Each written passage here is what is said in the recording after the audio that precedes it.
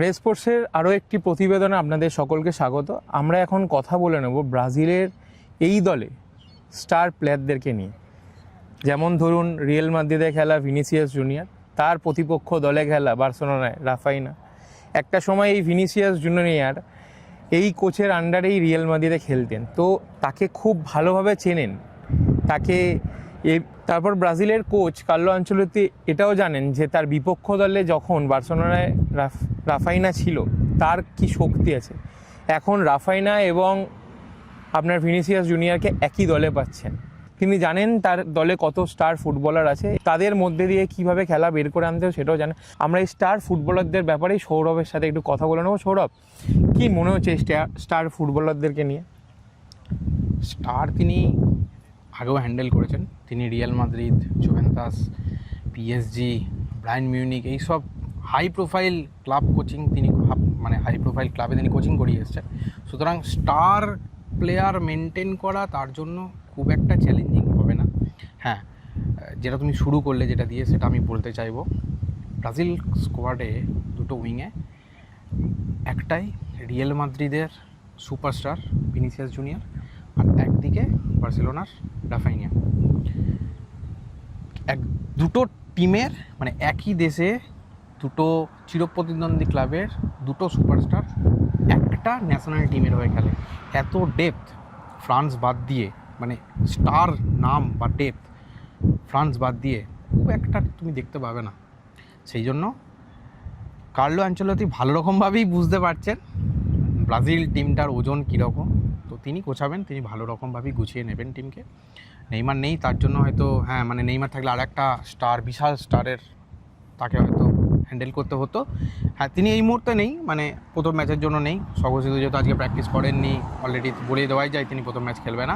আমরা দুদিন ধরে বলেই আসি এই জিনিসটা, তো এটা সারপ্রাইজ হওয়ার মতন কিছু নয়। বাট হ্যাঁ, স্টার হ্যান্ডেলিংয়ের জন্য আমার মনে হয় না কার্লো আনচেলোত্তিকে খুব একটা অসুবিধা করতে হবে বা অসুবিধা পোহাতে হবে। আমরা এতক্ষণ কথা বললাম দুই উইং নিয়ে, আমরা এবার যাচ্ছি ডিফেন্স লাইনটা নিয়ে। ডিফেন্সে মার্কুইনাস এবং গ্যাব্রিয়েল দুজনেই রয়েছেন। দুজনই এই কদিন আগে সপ্তাহখানেক আগে দুজনেই ইউসিএল ফাইনাল খেলেছে। একজন ট্রফি পেয়েছে, একজন গোল মিস করার জন্য ট্রফিটা পায়নি। বাট সেই ম্যাচে গ্যাব্রিয়েল কি ফুটবল খেলেছে সারা বিশ্ব সেটা দেখেছে। পিএসজিকে আটকেই রেখেছিল হয়তো তিনি, কিন্তু তার জন্যই পিএসজি ট্রফি পেয়েছে। এবার এই দুই ডিফেন্সের যে যুগলবন্দি, এটাকে তুমি কীভাবে দেখছো? এটা ব্রাজিলের সবথেকে বড় প্লাস পয়েন্ট ডিফেন্সের। তিনি একজন ইতালিয়ান কোচ। ইতালিকে বলা হয় বিশ্বের সবথেকে দুর্ভেদ্য ডিফেন্স ধরা হয় আর কি। যেরকম টিম হয় সেই টিমের সবথেকে দুর্ভেদ্য হয় ডিফেন্স ইতালির। সেক্ষেত্রে সেম কার্লো হয়তো তাদেরকে রেখেই তাদেরকে সামনে রেখেই তার ডিফেন্সটা তৈরি করেছে। এবং ডিফেন্সে যদি মার্কিনিয়াস বা গ্যাব্রিয়েলের মতন প্লেয়ার থাকে তার কাছে সেটা এক্সট্রা অ্যাডভান্টেজ। আমি ওই যে বললাম, ব্রাজিল টিমটা অভিজ্ঞতায় ভরা একদম।